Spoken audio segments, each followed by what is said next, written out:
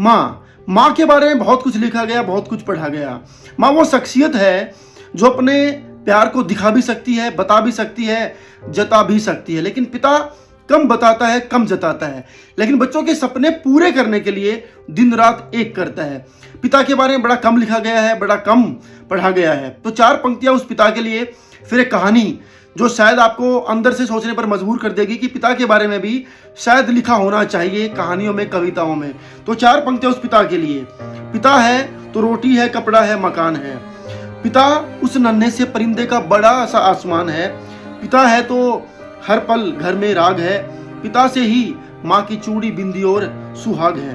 पिता है तो बच्चों के सारे सपने हैं, और पिता है तो बाजार के सब खिलौने अपने हैं। तो अब एक कहानी जो एक पिता की है, एक पुत्र की है, जो शायद आपको सोचने पर मजबूर कर देगी, हमारे इस सेगमेंट को लाइक करने पर मजबूर कर देगी।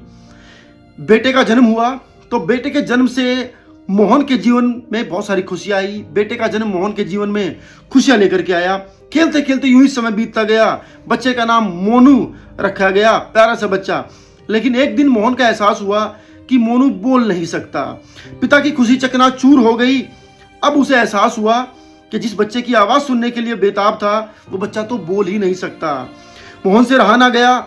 मोहन मोनू को लेकर के शहर के सबसे बड़े डॉक्टर के पास गया और बोला, डॉक्टर साहब, चाहे मेरी धन दौलत ले लो, चाहे मेरा सब कुछ ले लो, परंतु मेरे मोनू की आवाज मुझे दे दो। मोहन रोता रहा। डॉक्टर साहब से उसके आंसू देखे ना गए। डॉक्टर साहब ने उसके आंसू पोंछे और कहा, मोनू बोल सकता है, मोनू बोल पाएगा। ये बात सुनकर के मोहन ऐसे खुश हुआ मानो उसको एक नया ही जीवन मिल गया हो। डॉक्टर ने कहा 10 लाख रुपए से मोनू का इलाज होगा और वह बोलेगा। मोहन ने कहा, मैं दिन रात एक करूंगा, मैं सब कुछ करूंगा, लेकिन कैसे भी करके मेरी मोनू की आवाज मुझे वापस ला दो। मोहन सेठ के पास गया। सेठ से कहा, मालिक मैं दिन रात एक करूंगा, मजदूरी करूंगा, चाहे तो मेरा घर रख लो, सब कुछ रख लो, मुझे भी रख लो, लेकिन मुझे 10 लाख रुपए दे दो, मेरे बेटे का इलाज होना है। दिन रात मेहनत करी। कुछ महीने मेहनत करने के बाद उसने पैसे कमाए, और पैसे कमा करके डॉक्टर के पास जाता है और कहता है, यह लो, पैसे ले लो और मेरे बेटे को ठीक कर दो। ऑपरेशन हुआ। मोनू के गले की पट्टी खुलने का समय हुआ। मोहन अपने काम से दौड़ा अपने बेटे को सुनने के लिए, उसकी आवाज सुनने के लिए, परंतु इस हड़बड़ाहट में उसका पैर फिसला और वह गिर पड़ा, और उसे भी उसी अस्पताल में ले जाया गया। विधि का विधान देखिए। जिस समय बेटे की आवाज आई, पिता के सुनने की शक्ति चली गई। डॉक्टर ने कहा कि आप सुन नहीं सकते। उसी डॉक्टर ने कहा अब आपका बेटा बोलेगा। अब बेटा अपने पिता का हाथ पकड़ करके उसको पूरे जीवन का सार सुनाता है। बेटा ये बात सोचता है, उसको ये पता लगता है कि मेरे बाप ने मेरे लिए क्या किया है, इस पिता ने मेरे लिए क्या किया है, इस इंसान ने मेरे लिए क्या किया है। और बेटा उसको घुमाता है, यहाँ वहाँ पूरी दुनिया दिखाता है, और उसको जीवन का वो मूल्य सिखाता है, वो बात बताता है जो मूल्य शायद ये पिता बचपन में अपने बेटे को सिखाता था। अब मूल्य क्या है, एक सॉन्ग के थ्रू, एक कविता के थ्रू, एक गाने के थ्रू आपको समझाने की कोशिश की जाएगी कि वो क्या वैल्यू है, वो क्या मूल्य है, वो क्या सार है जो उस बेटे ने अपने पिता को सिखाया।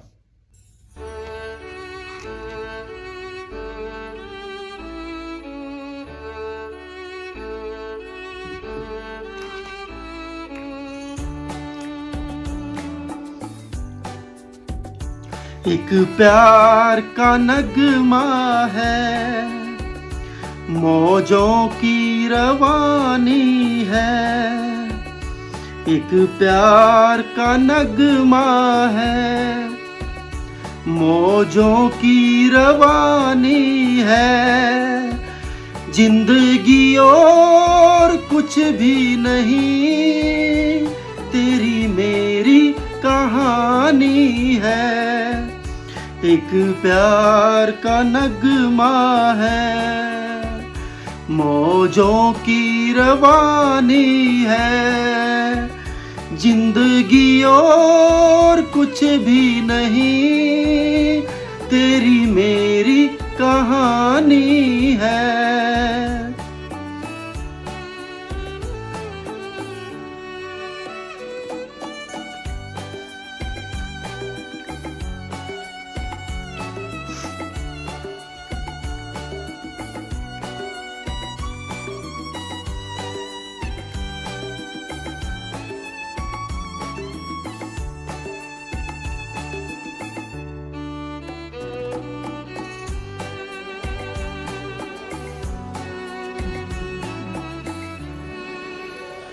कुछ खो कर पाना है, कुछ पाकर खोना है।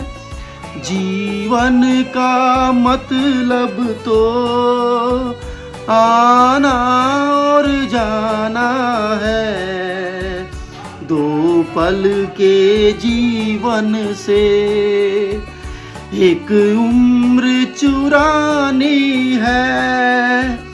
जिंदगी और कुछ भी नहीं, तेरी मेरी कहानी है। एक प्यार का नगमा है।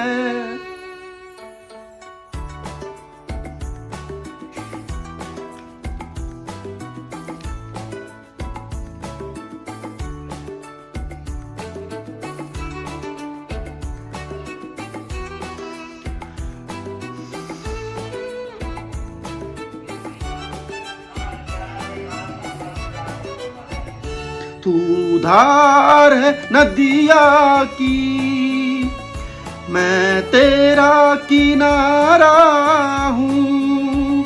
तू मेरा सहारा है, मैं तेरा सहारा हूँ।